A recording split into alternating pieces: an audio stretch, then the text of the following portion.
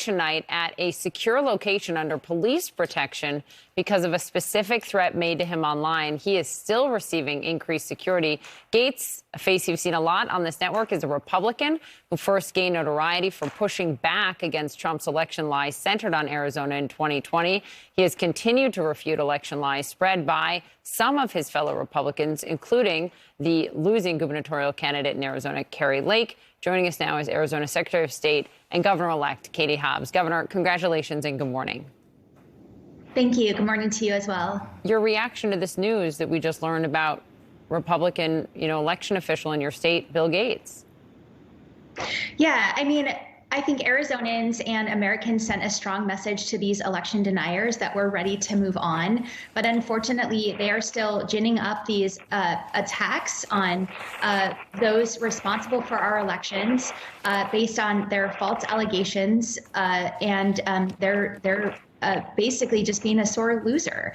And we cannot tolerate it. This has to end. And, I think we survived a lot in this last election. We helped save democracy, but it's not over. And we have to continue to be vigilant and hold these folks accountable for their dangerous political rhetoric that is causing this kind of threat.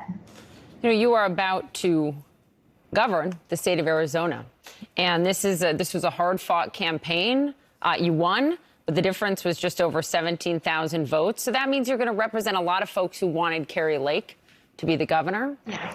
A lot of Republicans who disagree with you on a lot of views on abortion, which I know is the number one thing you're going to take on as governor.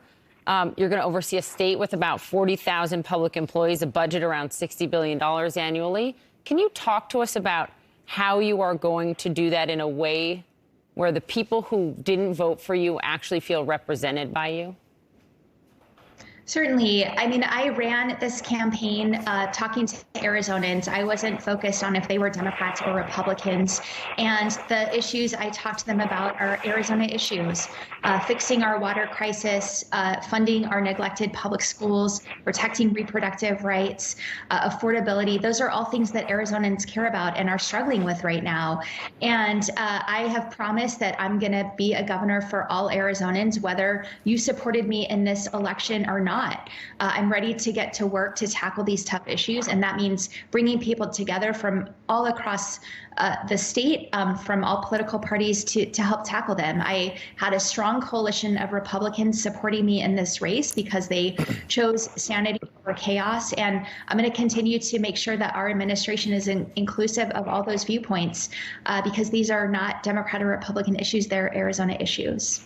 And one of the big Arizona issues, Governor-elect, is the border and immigration. And so when it comes to that, what's your intent on that? Are you going to, how different is your border policy going to look from your predecessor, from Doug Ducey's? Are you going to reverse anything that he did on that front? Well, look, as a border state, Arizona has certainly borne the brunt of decades of inaction from both parties in Washington. We need real action on immigration reform. We need real border security. But in the meantime, a lot of things that Governor Ducey has done, putting migrants on buses to Washington, D.C., placing shipping containers at the border, are really political stunts at the expense of taxpayer dollars, where we could really be using those dollars where they're meaningful, providing meaningful relief in border communities that are feeling the effects of crime at the border. And I have a border plan that's been endorsed by 2 border sheriffs. It's one of the things at the top of my agenda to talk to the president about in terms of bringing real security to our state and the border. And on that front, about speaking to the president, do you want him to visit the border? Do you think his administration is doing enough when it comes to the border? I've said this, I don't think they're doing enough. I would love to have them visit and see firsthand the kind of support and relief that folks in these communities need from the federal government. Governor-elect, do you have a message for your opponent who keeps spreading these election denial conspiracies, much as, the former president did? She's doing it locally as he is doing it nationally. That will also affect how you govern and your legislative agenda, I'm sure.